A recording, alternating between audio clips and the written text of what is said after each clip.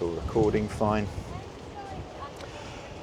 So I'm here with Sam Goodchild, who is one of the stars of the IMOCA circuit, and we all saw out in the Vendée Globe. But Sam, how did you first get into sailing? I got into sailing very young.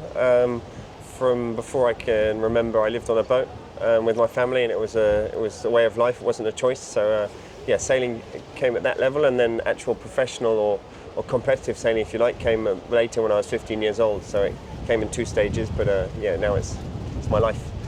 Do you have a memory from your early sailing which is a favourite one that really made you think, this is it for me?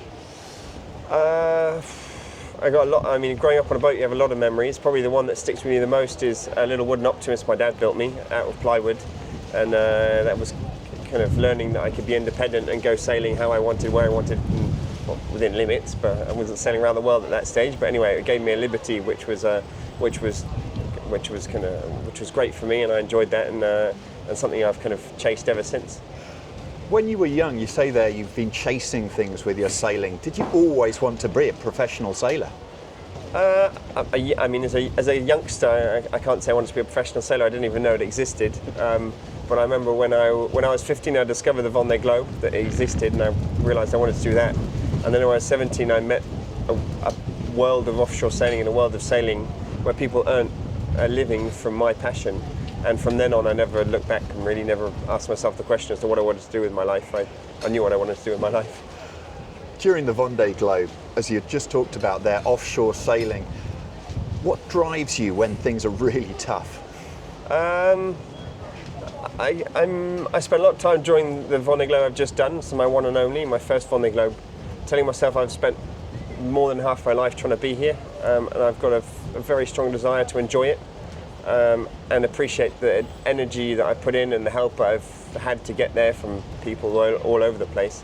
And yes, I mean, just appreciating the enormous opportunity I have to race the Vendée Globe was a big part of what motivated me. And when things aren't going well, there's all that kind of support circle around you that helps you make it possible and realise your dreams, if you like, is what helped me. You talk about that motivation, and what tips do you have for people with their mindset if they're wanting to get involved in the IMOCA and go into the Vendée Globe? What helped me the most was never giving up. There's been ups and downs. There's been times when it seemed impossible to get there. It seemed a long way off, and just I've always stuck to it. It's not always gone to plan. It's not always gone as I've imagined it to go. But just little by little breaking it down. And not letting go of the dream, and it took me 20 years, but I made it. During the Vendée Globe, you are alone. What are your biggest fears when you're out at sea? The biggest fears when you're out at sea is you're on your own and you're a long way from anything and any help.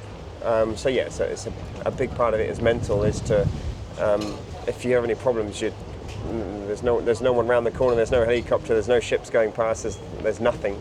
So you're a long way from anything. So it's making sure you take that into account when you're making decisions, and there's not a lot of room for manoeuvre or room for error. What you've done in the IMOCA recently has been extraordinary, but what would you regard as your biggest achievement or result to date? My biggest achievement is definitely finishing the Vendée Globe. It's just getting to the start line is a massive achievement. Obviously winning it is the dream, but just finishing it is a massive accomplishment and something I'm definitely very proud of. And you talked about the ups and downs. Did you have a moment where you thought, yes, I've made it onto this now?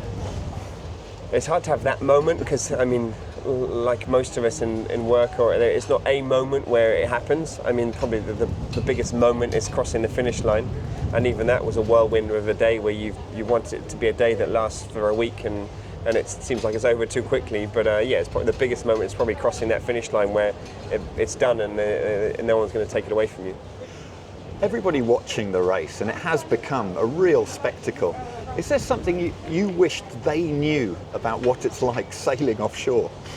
I like sharing what we do and sharing it to the people who like to follow, but no, there's nothing they need to know. It is what it is, and we try and do our best. And I guess the big thing is how quickly you can get used to ridiculous conditions where it's not normal to be sailing on a foiling IMOCA in the Southern Ocean by yourself. But we worryingly get quite used to it. As soon as one Vendée Globe is finished, preparations have already begun for the next one. Have you got any exciting things that you can say about the new build and what's happening for the next race?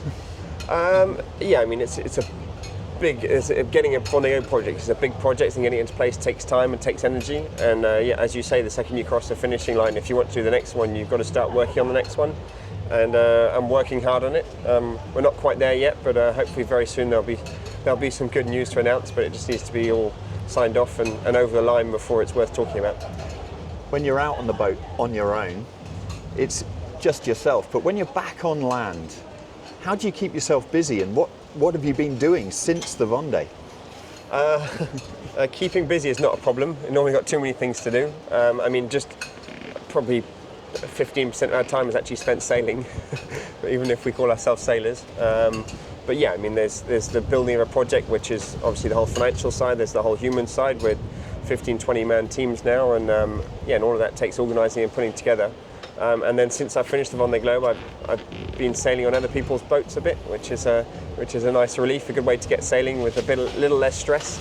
But yeah, so I did the Round Britain and Ireland Course to Cap race a few weeks ago, and that was a great experience on the winning boat, the Vendée Globe, so the Massif boat, and yeah, it's great. It's great to keep your hand in the game while I'm building my project alongside that. And apart from the next Vendée Globe, what are your focuses and what you're most looking forward to in your racing? I mean, short term, I'm doing the Ocean Race Europe, so we're coming into Portsmouth in just over a month's time, mid-August, and I'm looking forward to that, sailing on the biathlon team with Paul Mayer, and that's going to be a great experience, an awesome race, very high intensity with a high-level team, some high-level teams. And then after that, we're doing the Transat Café L'Or, which is the transatlantic race, the autumn transatlantic race, double-handed from Le Havre to Martinique. And yeah, so it's got two big races coming up on the calendar and two teams to get used to. And so yeah, it's going to be a full-on year, and it's going to be fun. Many thanks for your time, Sam, and best of luck with everything that's coming up for the next few years on the boat. Cheers, Matt.